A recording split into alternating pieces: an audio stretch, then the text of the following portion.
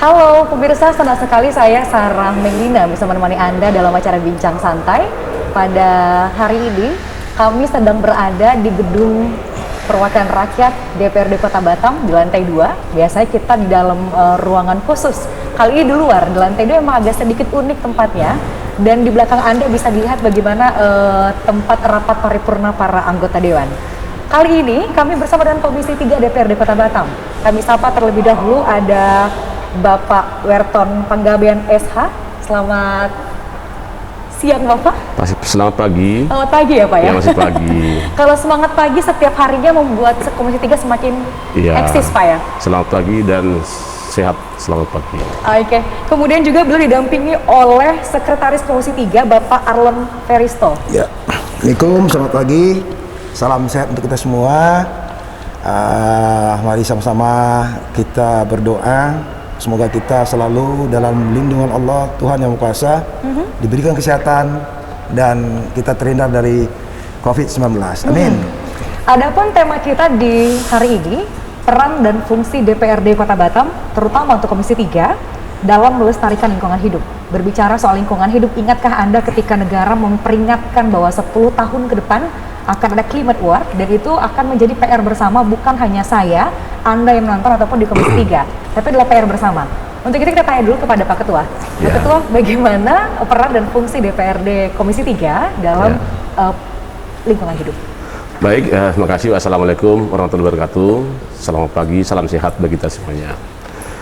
Sesuai dengan aturan-peraturan itu bahwa DPRD Kota Batam ini ataupun seluruh secara fungsinya, bahwa kita adalah secara controlling, pengawasan dalam seluruh aspek. Namun pada khusus bahwa Komisi 3 yang bidangi lingkungan, bahwa kita itu mengedepankan pengawasan dalam lingkungan.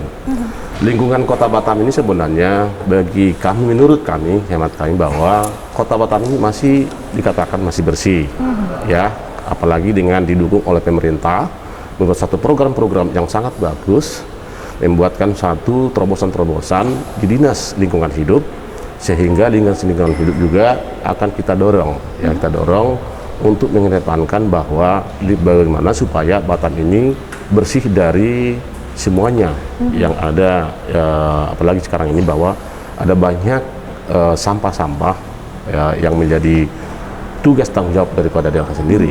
Jadi Kota Batam itu dalam pengawasan lingkungan itu adalah menjadi skala prioritas, ya, prioritas bagi kami, bahwa bukan harus ada kesalahan baru ada tindakan, tapi pencegahan juga yang terutama bagi kami, sehingga kami memberikan wewenang atau memberikan suatu support kepada DLH. Bahkan secara penganggaran juga kami mengedepankan penganggaran untuk mengelola lingkungan supaya bersih. Hanya DLH yang menjadi mitra kerja dari Komisi 3? Kalau mitra Komisi 3 itu ada 7, ya, 7, Bina Marga, Perkintan, lingkungan, kemudian perhubungan, Bapelik Bangda, kemudian seluruh para camat. Jadi sebenarnya para camat itu adalah mitra Komisi 1 yang membidangi programnya itu pemerintahan dan hukum. Namun sekarang itu sesuai dengan PIK itu bahwa ada inspektur dan lingkungan di sana kebersihan, bahwa DLH pemerintah telah melimpahkan pengelolaan kebersihan di seluruh kecamatan kepada kecamatan, sehingga menjadi otomatis mitra dari Komisi 3. Oke. Ya. Bapak, selama pandemi COVID-19, ruang gerak Komisi 3 terbatas tidak ketika berkomunikasi dengan Dinas Lingkungan Hidup ataupun 7 mitranya yang lain? Bagi kami selama ini dengan mitra kami tidak ada terbatas, ya, tidak terbatas. Ketika memang bahwa tugas tanggung jawab kita sebagai pengawasan itu, mereka kita panggil, kita undang untuk menyelesaikan suatu permasalahan satu demi satu. Namun untuk permasalahan pandemik ini memang agak terkendala sedikit, ya, kinerjanya, berhubung karena bagi para pegawai ASN yang terkena dampak, yang langsung reaktif atau positif, ya, mungkin datang lagi untuk kita panggil atau kita undang. Gitu. Tapi semuanya kinerja kita tidak ada yang terganggu. Apakah peran dan fungsinya sebatas di gedung Dewan saja atau ada bentuk masif kepada masyarakat? Setiap anggota ya mempunyai melekat tugas tanggung jawab itu bukan hanya di kantor saja, ya, baik di dalam dan di luar. bahwa DPRD itu bekerja bukan hanya di kantor. Di kantor hanya sekelintir bekerja itu, hanya pembahasan, rapat-rapat, tapi kita insen kepada masyarakat, karena di masyarakatlah kita ya menimba, mendengar, dan merealisasikan seluruh apa keluhan-keluhan masyarakat. Ya. Kapan saatnya ketika DPRD turun mendengarkan keluhan langsung tanpa harus datang misalnya melalui jalur demonstrasi dan juga RDP misalnya Pak, di luar dua itu? Oke. Pemerintah memberikan suatu tugas tanggung jawab ataupun dilindungi oleh undang-undang bahwa DPRD itu diberikan ruang 3 kali dalam 1 tahun melaksanakan reses. Sekali reses itu ada 6 titik. Berarti dalam 1 tahun itu 18 titik lah bahwa anggota DPRD menjaring aspirasi-aspirasi masyarakat. Di luar itu juga bahwa DPRD selalu instan dengan konstituennya masing-masing. Ya. Bukan harus secara reses, tapi setiap saat, setiap waktu, ketika masyarakat meminta kepada kita, dan kemudian ada keluhan-keluhan masyarakat, kita langsung respon. Ya. Ya. Dari 12 kecamatan yang ada di Kota Batam, yang paling menjadi konsentrasi dari Komisi 3 dalam masalah lingkungan hidupnya di mana, Pak?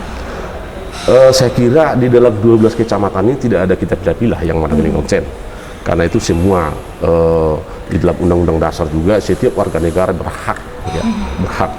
Jadi bukan hanya kita fokus di kecamatan ini, kecamatan tidak. Seluruh elemen, seluruh wilayah Kota Batam ini itu adalah kita prioritaskan semuanya. Tapi punya pemetaan bukan Pak? Pemetaan itu bagi kita, tugas-tugas kita dari pemetaan. Baik itu hinterland maupun mainland adalah sama. Bahkan sekarang ini kalau kita membahas program di dalam pembangunan itu, kita selalu menyampaikan bahwa hinterland itu agar kita prioritaskan. Nah itu. Kemudian bagaimana akses kepada masyarakat di tengah pandemi untuk mendapatkan informasi yang mereka butuhkan dari DPRD? Akses kita selama ini, selama pandemi tidak akan tertutup. Ya, kita tetap berjalan, mendengar, dan bahkan mendatangi masyarakat. Tapi kita tetap konsisten, kita harus protokol kesehatan. Ya. Kita bukan menjadi ada jarak dengan masyarakat ketika ada pandemi, tapi kita harus melalui mekanisme yang ada. Ya. Kita ke Pak Sekretaris. Ya, siap. Ya, Pak Sekretaris, Ya. dirasa dari 12 kecamatan itu yang paling penting yang mana yang perlu diedukasi, Pak? Nah, jadi begini, bicara bukan kecamatan ya, kita bicara Batam. Batam ini masalah lingkungannya sangat konflik ya, karena di sini kita berada di 2 selat ya. Selat Melaka dan Selat Philip ya. Iya. Kedua juga kita berada di pulau kecil ya. Jadi yang pertama itu yang masalah tentang ke-infill, pemotongan lahan, ini juga masalah besar ya. Jadi memang di sini ini kita dihadapkan bukan masalah sampah juga ya. Ya ke-infill juga salah satu dampaknya ke lingkungan. Ketika terjadi pemotongan hutan tentu dampaknya ke lingkungan. Kedua kita berada di selat ya. Nah yang mana sering terjadi kapal-kapal nakal ini membuang limbah mereka sembarangan, dan dampaknya itu langsung ke pulau-pulau terdekat. Kita pernah turun ke belakang Padang, ada masyarakat juga pernah ke Nongsa, banyak pulau yang terkontaminasi pantainya oleh selat dan limbah di situ. Jadi bicara lingkungan ini memang bukan cara yang mudah. Ya kami di Komisi 3 tentu sebagai wakil rakyat kami berupaya untuk selalu bagaimana mengedukasi masyarakat tentang lingkungan dan bagaimana mencegah tadi ya. Contoh tadi Pak Ketua sampaikan banyak hal yang sudah kita lakukan ya. Kemarin dengan kejadian tumpahan minyak di belakang Padang, kami langsung turun koordinasi dengan semua pihak lah, Sabandar, Pol Airut, dinas terkait lah, termasuk dinas lingkungan hidup.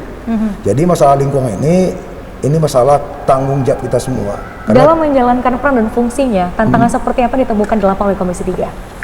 Ya, yang namanya tugas ini macam-macam nih ya.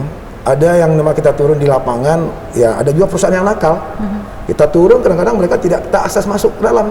Kita nggak diperbolehkan masuk, ada juga. Ketika kita undang, ada juga nggak datang RDP. Ya, ketika kita turun juga kadang-kadang tidak ada pelakunya. Kita mau cari siapa? Banyaklah rintangan kita temui. Mereka tidak serta-merta mengetahui fungsi dan peran DPRD, atau memang mereka minim akan edukasi. Lagi banyak perusahaan asing dong, Pak. Bukan tak paham. Kadang-kadang mereka itu merasa tidak saya bilang ya, ada arogan dari mereka juga, Oke. ada arogan mereka juga. Dan kala kita masuk ke perusahaan itu kadang-kadang dihalang-halangi. Oke. Ya, padahal kita turun dengan surat tugas lengkap, kadang-kadang kita tidak kasih masuk. Oke. Baru sekali, dua kali, baru ketiga kali baru kasih masuk. Ini salah satu hambatan kita. Oke. Kedua, memang banyak temuan juga perusahaan-perusahaan itu yang nakal, mereka sengaja membuang limbahnya tidak pada tempatnya. Oke. Karena ada aturannya. Setiap perusahaan itu memang harus mengolah limbah mereka dengan sebaik-baiknya. Mereka harus punya IPAL-nya, punya TPS-nya yang berizin. Dan memang limbah-limbah tersebut memang harus dikelola dengan baik. Oke. Itu. Pak, kita akan tahan dulu. Terakhir Ya. saat dari bulan Januari sampai dengan bulan Juli sudah kemana aja Komisi 3 tengah pandemi untuk mengecek soal lingkungan.